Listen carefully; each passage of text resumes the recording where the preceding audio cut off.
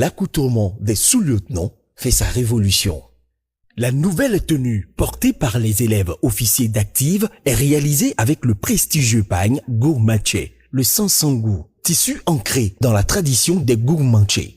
À la fois support de mémoire, marqueur culturel et expression artistique, il témoigne du savoir-faire ancestral des tisserands, du goulmou et d'une volonté de transmission intergénérationnelle.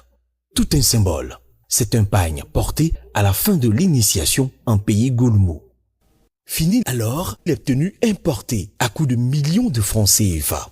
Place aux vêtements d'apparat des officiers, made in Burkina. Point de fil importé, tout est fait au Burkina Faso par des Burkinabés. Le savoir-faire des artisans est valorisé par une armée en marche vers son endogénéisation, sa souveraineté.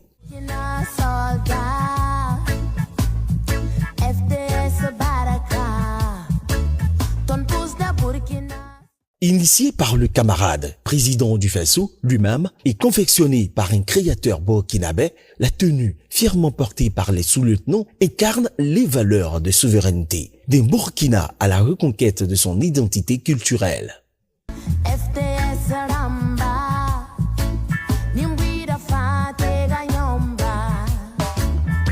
À la manœuvre de cette mutation, de cette rupture, de cette volonté de se départir des symboles de l'impérialisme sur notre armée, le camarade capitaine Ibrahim Traoré, président du Faso, chef suprême des forces armées nationales, déterminé à bousculer les paradigmes pour un Burkina Faso nouveau, souverain, avec une armée véritablement endogène.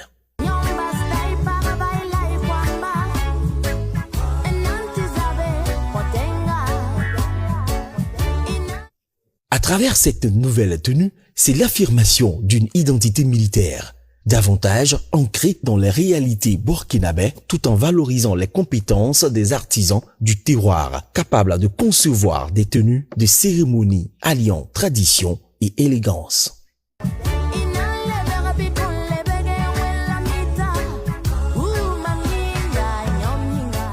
Cette réforme vestimentaire s'inscrit pleinement dans la dynamique de la révolution progressiste populaire, RPP, qui fait de la valorisation des savoir-faire locaux, de la consommation des produits nationaux et de la réaffirmation de notre identité culturelle des leviers essentiels de développement et de souveraineté.